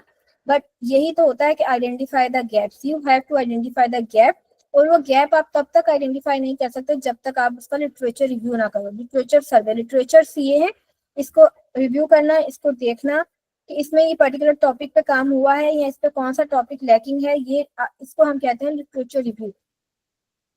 ठीक है, आप डेट के अकॉर्डिंग भी चेक कर सकते हो, आप रिव्यू आर्टिकल्स भी देख सकते हो। यहाँ पे any type of review articles, तो ये रिव्यू आर्टिकल्स आ गए आपके पास, ये सारे रिव्यू आर्टिकल्स होंगे। तो दीज आर डिफरेंट टाइप्स जो है ना, यहाँ पे मैं मेंशन कर रही हूँ कि किसी भी एनी टाइप का। तो ये फिल्टर्स हैं जिसको आप यूज करके अपनी स्टडी को जो है ना वो कंपाइल कर सकते हो। कल मैं आपको जो Fatima, are you here? Yes, ma'am. बेटा ऐसा हो सकता है कि मैं एंड नोट शेयर करूं और आप सबके साथ शेयर कर दो, पीएम पे सबके साथ शेयर कर दे। Yes, ma'am. ऑल राइट, मैं आपके साथ एंड नोट सॉफ्टवेयर शेयर करूंगी, तो आप काइंडली सबने सर्कुलेट कर दीजिएगा। तो आप कल एंड नोट सॉफ्टवेयर सब डाउनलोड कर लीजिएगा अपने लैपटॉप में या अपने सिस्टम से। तो उससे ये होगा कि मैं कल आपको रेफरेंसिंग करना सिखाऊंगी, साइटेशन सिखाऊंगी, क्योंकि it is one of the most important component. आप साइंटिफिक राइटिंग तब तक नहीं कर सकते जब तक आप प्रीवियस वर्क को आपको नहीं करना आएगा। तो साइटेशंस के लिए रेफरेंसिंग इज वेरी इंपॉर्टेंट। आप बिल्कुल लिख ही नहीं सकते, कुछ भी राइटिंग की तरफ जा ही नहीं सकते हो। कल हम ये भी डिस्कस करेंगे, और सेकंड हम एक तो हम एंड नोट को डिस्कस करेंगे, दूसरा हम इसमें ये डिस्कस करेंगे कि डिफरेंट स्टडी डिजाइंस, लाइक अगर आप लोग हॉस्पिटल सेटअप्स में हो या जो है आपको इजीली डेटा एक्सेसिबल है पेशेंट का, लाइक फॉर एग्जांपल कुछ स्टूडेंट पम्प्स के हैं, कुछ स्टूडेंट जेएसएमयू के हैं, सहेली यूनिवर्सिटी के हैं। तो I think these are the most of the universities जो हॉस्पिटल एफिलिएटेड हैं, हॉस्पिटल लिंक्ड यूनिवर्सिटीज हैं। तो ये आप लोग हॉस्पिटल से डेटा कैसे कलेक्ट कर सकते हो, आप पेशेंट्स को कैसे यूज कर सकते हो अपने अपने पर्पस के लिए, सर्वे बेस्ड डेटा कैसे कर सकते हो, जो कि सबसे इजी लगता है। लेकिन उसमें क्या क्या चीजें हम कर सकते हैं और क्या प्रोज एंड कॉन्स और क्या डूज हैं, क्या डोंट्स हैं, हम क्या कर सकते हैं, क्या नहीं कर सकते। तो वो सब चीजें हम कल डिस्कस करेंगे हमारे नेक्स्ट लेक्चर में। आज के लिए बस यही, आज के लिए हमारा जो मेन टारगेट वो यही था कि आपको ये पता चल जाए कि रिसर्च क्या होती है।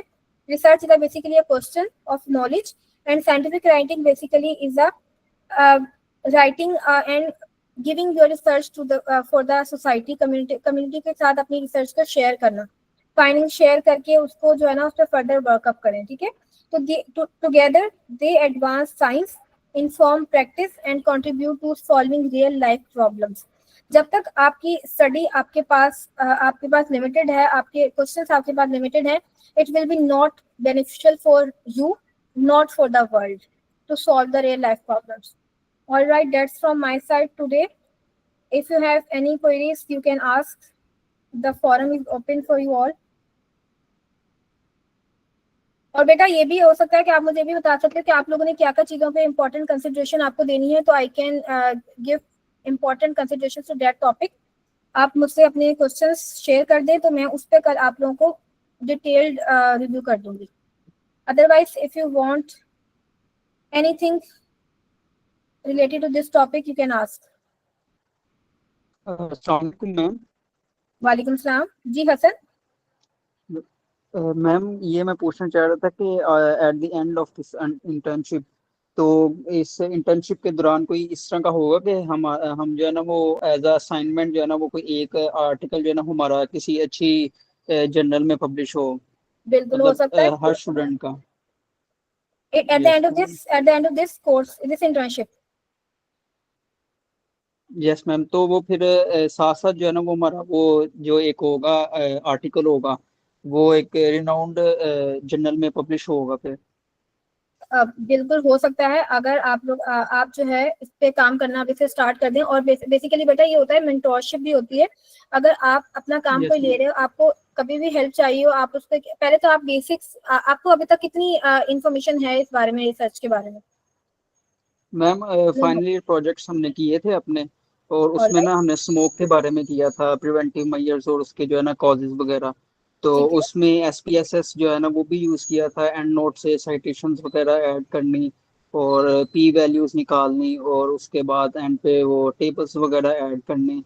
तो इसकी थोड़ी सी जो है ना वो हाउ नो है थी हमें। तो उसके अलावा जो है ना एक स्ट्रक्चर्ड वे में, जैसा कि आपने समझाया कि आपने जो है ना वो रिसर्च को इस तरह लेके चलना है, स्टार्टिंग में ये चीज़ें आपने जो है ना वो कंसिडर करनी है। तो ये मेरे लिए एक न्यू चीज़ भी थी कि जिस तरह बेसिक्स जो है ना वो स्ट्रांग हो रही हैं। और इसके साथ एग्जैक्टली ये मैं चाह जैसे जी जी। अगर आप स्टार्ट ही सिस्टमेटिक वे में करेंगे ना तो you can go for a good paper. हमारा मेन पर्पस यही होता है कि जब हम एक काम स्टार्ट कर रहे हैं तो हम उसको एंड तक प्रॉपर वे में लेके जाएं, अदरवाइज आपका सारा हार्डवर्क जो है ना वो वेस्ट हो जाता है। तो इट्स बेटर कि आपको काफी सारी चीजें नो हाउ है, अगर आप अपना कोई रिसर्च क्वेश्चन लेके आना चाह रहे हैं उसको हम कंसिडर कर सकते हैं, उसको हम उस पर ये है कि हम उस पर वर्कअप कर सकते हैं और eight the end of the day उसको पब्लिक, मैं आपको ये भी बता दूंगी अपने लास्ट लेक्चर में कि अगर आपने कोई काम किया है इस सब चीजों को, अगर आप काम करके कर रहे हो, राइटअप कर रहे हो, स्ट्रॉन्ग राइटअप कर रहे हो, उसकी प्लेजिज्म कैसे चेक करनी है और उसको पब्लिकेशन की तरफ कैसे लेके जाना है। तो आई नो काफी स्टूडेंट्स को नहीं पता होता कि हमने काम राइटअप तो कर लिया बट इसको पब्लिश कैसे करवाना है। तो मैं इस यस पे भी मैम। आप लोगों को थोड़ा सा नो हाउ दे दूंगी कि कैसे आप एक रिसर्च को पब्लिश करवा सकते हैं इन रेप्यूटेबल जर्नल्स, और आपको पता कैसे चलेगा कि which journal is reputable and how to hunt the journals. आपको जर्नल्स फाइंड आउट आने चाहिए अपने पर। लाइक अगर आप मेडिकल के स्टूडेंट हो, आपका पेपर जो है, आपका काम जो है इंजीनियरिंग या कॉमर्स के पेपर में नहीं जाएगा, तो वो डिपेंड करता है आपके काम पे, उसके अकॉर्डिंग आपको पेपर जर्नल हंटिंग आनी चाहिए और उसके अकॉर्डिंग आप अपने पेपर को कैसे सबमिट कराएंगे ये हम इसको इंशाल्लाह ताला लेके चलेंगे, कोई प्रॉब्लम नहीं है। Yes ma'am. Thank you ma'am. Thank you. और एक स्टूडेंट ने पूछा है कि अगर रिव्यू आर्टिकल के लिए जैसे यहाँ पे मेंशन किया है 19,000, तो इसका मतलब ये है कि 19,000 पेपर्स को पढ़ना पड़ेगा। नहीं, बिल्कुल ऐसा नहीं है, आप 19,000 पेपर्स को नहीं पढ़ सकते हो। आपको इसको लिमिट करना पड़ता है। फिर आपने इसको कमांड देनी है कि आप अपने क्वेश्चन को, ये कल जो हम स्टडी डिजाइन करेंगे, रिसर्च क्वेश्चन कैसे जनरेट करते हैं वो बताऊंगी, तो फिर इसका जवाब आपको कल लाजमी पहले हाफ में ही मैं आपको दूंगी कि आप कैसे रिसर्च को, अपनी इस रिसर्च को लिमिट कर सकते हैं कि आप 100 में आ जाएगा ये इजीली। अब कैसे आएगा ये मैं कल बताऊंगी आपको। डिमांडिंग क्वेश्चन क्या टॉपिक कैसे सिलेक्ट करें, क्वेश्चन हंटिंग कहते हैं इसको बेटा, कि आपको ये पता हो कि आपका सवाल क्या है। अगर आपके अभी हॉट टॉपिक्स कौन से हैं, कुछ कुछ तो ऐसा होता है कि जैसे कुछ जर्नल्स तो अपने टॉपिक्स बता देते हैं कि हमें ना, लाइक फॉर एग्जांपल अभी ग्रीन केमिस्ट्री जो है ना वो बहुत चल रहा है, ग्रीन केमिस्ट्री से रिलेटेड या ग्रीन सिंथेसिस की हर चीज जो है ना वो वेस्ट फ्री हो, उसमें कोई वेस्ट ना हो, कोई वेस्टेज ना हो, आप सब चीजें लाइक प्लास्टिक का यूज करा रहे हैं। तो these are the hot topics. Hot topics को सर्च करने के लिए भी आपको जो है ना यहाँ पे आप डिफरेंट प्लेटफॉर्म्स यूज कर सकते हैं। पबमेट है और डिफरेंट प्लेटफॉर्म्स हैं। आप उसमें आप जब क्वेश्चन हंटिंग करते हैं ना तो आप उससे आइडिया हो जाता है कि कौन सा क्वेश्चन। लेकिन एक होता है कि स्टार्ट आपको खुद देना पड़ता है, आपको हिंट देना पड़ता है, क्योंकि आप जब तक आप सिस्टम को हिंट नहीं देंगे ना, मैं यहाँ पे अगर सिर्फ ये हिंट दे दूँ ना, एंटीबायोटिक, बस एक हिंट दे दूँ, अब एंटीबायोटिक से रिलेटेड कितना काम हुआ है अब तक आपको यहाँ पे मिल जाएगा। और अभी रिसेंट 25 में कौन सा काम हुआ है, जो क्वेश्चन हंटिंग होती है ना, कि आपने अभी हॉट टॉपिक का मतलब है कि अभी इस साल में किस चीज पे ज्यादा काम हो रहा है, एंटीबायोटिक्स पे, तो वो सब आ जाएगा आपके पास यहाँ पे। ठीक है, अब्दुल वहाब इज सेइंग कि आपको कैटेगरीज का कैसे पता चलेगा कि कैटेगरीज कैसे हॉन्ट करते हैं। Very good. कैटेगरीज के लिए आपको ये होता है कि हमारे पास HEC हायर एजुकेशन कमीशन, आप लोगों ने सबने नाम सुना होगा। साइंटिफिक कम्युनिटी में ना 2-3 चीजें बहुत इंपॉर्टेंट होती हैं एक पेपर को पब्लिश करवाने के लिए। एक तो HEC कि आपका जो भी जर्नल है वो HEC रिकॉग्नाइज होना चाहिए। दूसरा आपका होता है impact factor. Impact factor decide करता है कि आपका वो जर्नल कितना ज्यादा अच्छा है। जैसे कैटेगरीज होती हैं, गोल्ड होती है, सिल्वर होती है, प्लेटिनम होती है, ब्रॉन्ज होती है। ये वो कैटेगरीज होती हैं कि आपको जो है ना ये पता चल जाए कि आपका काम कितना, ये जर्नल कितना अच्छा है। अब आपको ये बताना चाहिए कि आपका काम कितना अच्छा है, कितना ऑथेंटिक है और कितना ज्यादा जो है ना इनोवेटिव काम है। तो वो उसी कैटेगरीज के बेस पे आप उसको सबमिट कराते हैं। और हम जो मोस्टली पाकिस्तान में जो मोस्ट कॉमनली एक चीज पे काम किया जाता है वो है HEC रिकॉग्नाइज। कि आप पाकिस्तानी हो, आपको HEC को साथ लेके चलना होता है। हायर एजुकेशन कमीशन की रिकॉग्नाइज जर्नल्स में आपका काम पब्लिश होना चाहिए। बहुत सारे ऐसे जर्नल्स होते हैं जो कि फेक होते हैं, और फेक जर्नल्स में you can't submit your authentic work, क्योंकि उसकी कोई वर्थ नहीं होती साइंटिफिक कम्युनिटी में।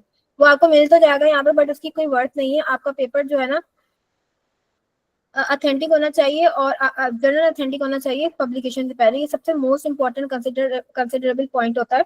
ठीक है, एच से WX, Y and Z categories होती है, 3 कैटेगरीज होती हैं। आपको ये जो है ना, एक मिनट, मैं आपको कल जो है, एक मिनट में इसको शेयर करके अभी दिखाती हूँ।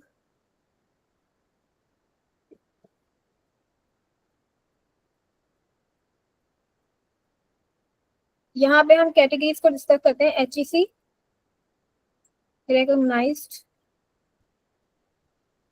कैटेगरीज, ये इस तरह से HEC ऑर्गेनाइज जर्नल्स आ जाते हैं। तो इसमें ये मेंशन होता है कि कौन कौन से जर्नल्स कौन सी कैटेगरी में है। तो आप ये पूरी एक लिस्ट बनी हुई है HEC की, इस HEC ऑर्गेनाइज जर्नल्स की, जिसमें HEC के प्रॉपर सारे जर्नल्स मेंशन होते हैं कि ये वाला जर्नल HEC ऑर्गेनाइज है। और दूसरी वे ये होती है वेब ऑफ साइंस की। वेब ऑफ साइंस, ये आप नोट कर सकते हो। वेब ऑफ साइंस की जो मैं बात कर रही हूँ, हमारे पास 2 चीजें हैं एक जर्नल को फाइंड आउट करने के लिए। एक तो होता है HEC और एक होता है web of science. Web of science में आपने कोई भी जर्नल में अगर अपना पेपर सबमिट करा रहे हो, आप ये चेक कर लो कि वेब ऑफ साइंस की लिस्ट में वो है या नहीं है। अगर वो वेब ऑफ साइंस की लिस्ट में नहीं है ना, तो it means it doesn't have any impact factor, कि वो HEC शायद उसको मान ले लेकिन बाहर इम्पैक्टफुल नहीं है, वो उसका कोई इम्पैक्ट फैक्टर नहीं है। और अगर उसका इम्पैक्ट फैक्टर नहीं है, तो इसका मतलब कि वो ऑथेंटिक नहीं है। 2 तरह से हम अपने काम को, अपने पेपर्स को ढूंढते हैं। एक उसकी HEC रिकॉग्नाइज है या नहीं, दूसरा वो उसका इम्पैक्ट फैक्टर है या नहीं। ठीक है, any other question? Abdul Wahab के कोई मैसेज आया है, आई थिंक वेट।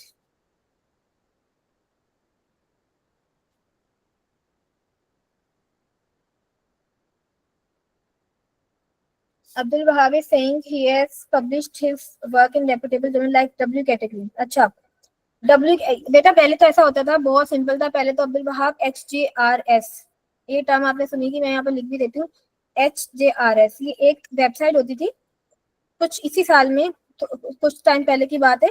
इस वेबसाइट में कैटेगरी आ जाती थी कि जर्नल कौन सी कैटेगरी का। ठीक है, अब ये वेबसाइट HEC ने बैन कर दी है। तो अब जो है ना, हम HEC रिकॉग्नाइज्ड जर्नल्स के पेज पे जाएंगे और वहां से आप चेक कर सकते हो कि इसकी कैटेगरी क्या है HEC के पेज पे।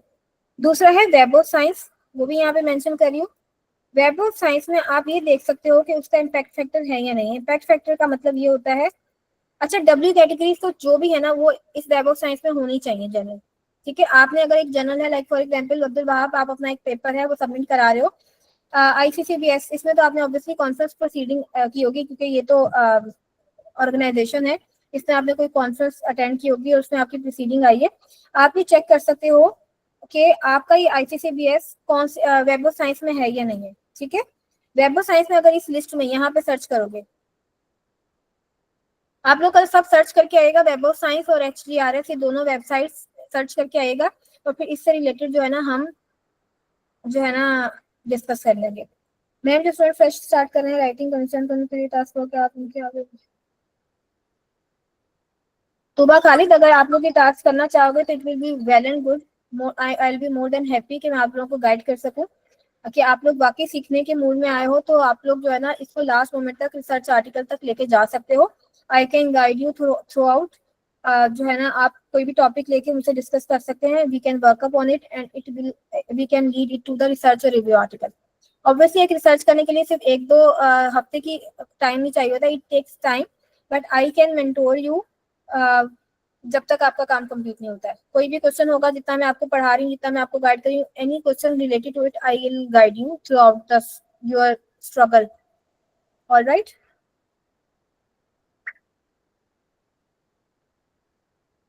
मानूर नहीं बेटा, 17,000 रिव्यू आर्टिकल्स को रिव्यू नहीं करने की जरूरत पड़ती। कल मैं आपको क्वेश्चन हंटिंग बताऊंगी, तो आपको ये क्वेश्चन वहां पे क्लियर हो जाएगा। ठीक है, that's all from my side. I think there are no more questions here. Fatma, we can end this session. Okay, ma'am. Thank you. Thank you, Dr. Sabar Razak, for the fruitful session. You delivered today's topic very well. I hope it adds to everyone's knowledge. Inshallah, we will meet again tomorrow with a new topic. So, students, since today was our initial session, we apologize for starting a bit late. but tomorrow we will begin sharp 8. Till then, Allah Hafiz. Allah Hafiz. Thank you so much. Allah Hafiz. Thank you, Thank you. everyone.